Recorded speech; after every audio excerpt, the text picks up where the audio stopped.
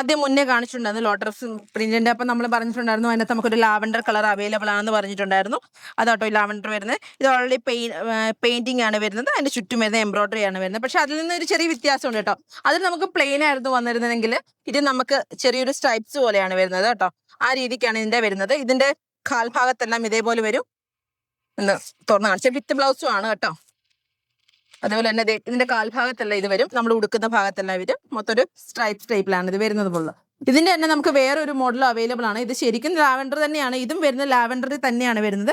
പക്ഷേ ഇത് നമുക്ക് ടിഷ്യൂ മെറ്റീരിയൽ ആണ് വരുന്നത്. നമ്മൾ പ്ലെയിൻ ടിഷ്യൂലാണ് ഇത് വന്നേക്കുന്നത്. ഇതിന് ചുറ്റും എംബ്രോയിഡറി ഇല്ല, അല്ലാതെ പ്ലെയിൻ ആയിട്ടാണ് ഇത് വരുന്നത്.